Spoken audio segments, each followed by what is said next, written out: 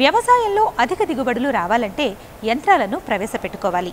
తక్కువ సమయంలో ఎక్కువ విస్తీర్ణంలో సాగు చేయడానికి వీలవుతుంది. అంతేకాకుండా కూలీలకు ఇవ్వాల్సిన కూలీ డబ్బులు మిగులుతాయి. యంత్రాలతో దున్నడం దగ్గర నుంచి పంట కోత వరకు యంత్రాలు ఉపయోగించినట్లయితే మంచి దిగుబడులు దక్కుతాయి. మనకి అందుబాటులో ఉన్న యంత్రాలేమిటో ఓసారి చూద్దాం.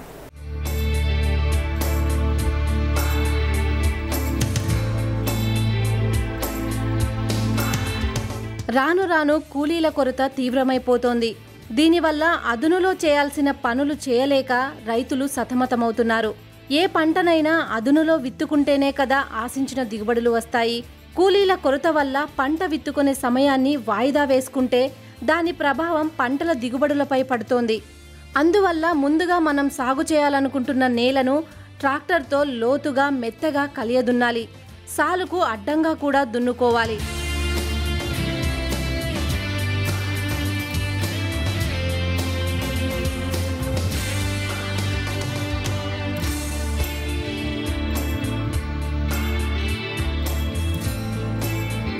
నారుమల్లు వేసుకున్న రైతులు వరి నాట్లు వేసుకోవడానికి కూలీలకు బదులుగా డ్రమ్ సీడర్ని ఉపయోగించుకోవాలి.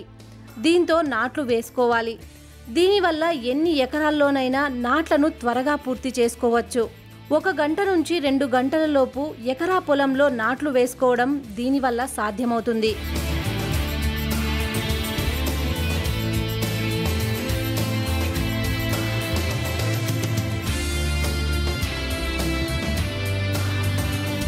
వందల ఎకరాల్లో కూడా నాట్లు వేసుకోవడం తేలికవుతుంది.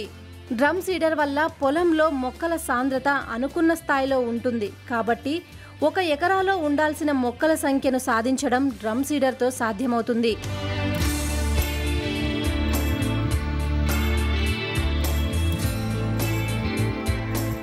ఇక మొక్కజొన్న విత్తనాలను విత్తుకోవడానికి కూడా మనకు యంత్ర పరికరాలు అందుబాటులో ఉన్నాయి. ఈ యంత్రాల సహాయంతో విత్తనాలు వేసుకున్నప్పుడు ఎకరాలో ఉండాల్సిన మొక్కల సాంద్రతను సాధించుకోవచ్చు. విత్తడానికి ముందు ఏ విత్తనమైనా విత్తన శుద్ధి తప్పనిసరిగా చేసుకోవాలి.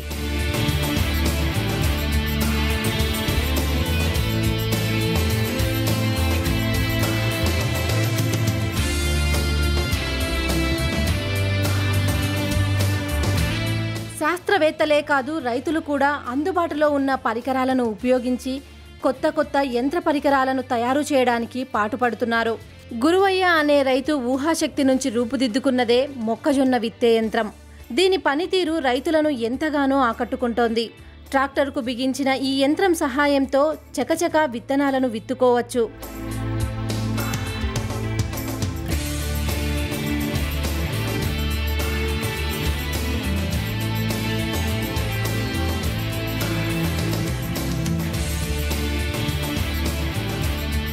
ఈ గొర్రుని తయారు చేయడానికి సుమారు 90,000 రూపాయలు ఖర్చు చేశారు. ఈ గొర్రు సహాయంతో తక్కువ సమయంలో ఎక్కువ విస్తీర్ణంలో మొక్కజొన్న విత్తనాలను విత్తుకోవచ్చు. ఈ యంత్ర పరికరాన్ని కనుగొన్న గురువయ్య గుంటూరు జిల్లా నకిరేకల్లు మండలం రూపెనగుంట్ల గ్రామానికి చెందిన రైతు కావడం విశేషం.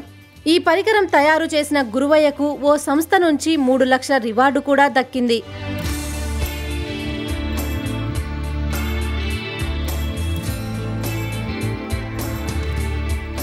ఈ హెర్బీ స్ప్రేయర్లో ఉన్న గొర్రు చాలుని తీస్తూ వెళ్తుంది. విత్తనాలు వేసిన బాక్స్ నుంచి అమర్చిన పైపుల నుంచి గొర్రు తీసిన చాలులో విత్తనం పడుతుంది. చక్రాలకు అమర్చిన పట్టీలు చాలులో పడిన విత్తనాన్ని మట్టితో పూడ్చుతాయి.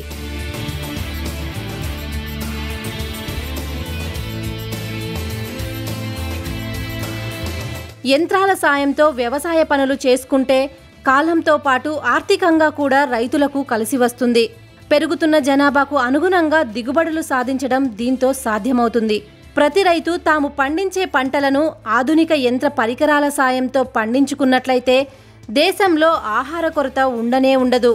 అప్పుడు ఆహార భద్రత విషయంలో అన్ని దేశాల కన్నా మన దేశం ముందుంటుంది.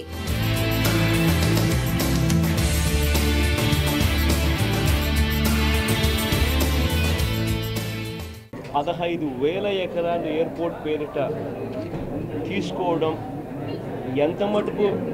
ఎంతవరకు ధర్మం అని చంద్రబాబు నాయుడు గట్టిగా అడుగుతా ఉన్నాం.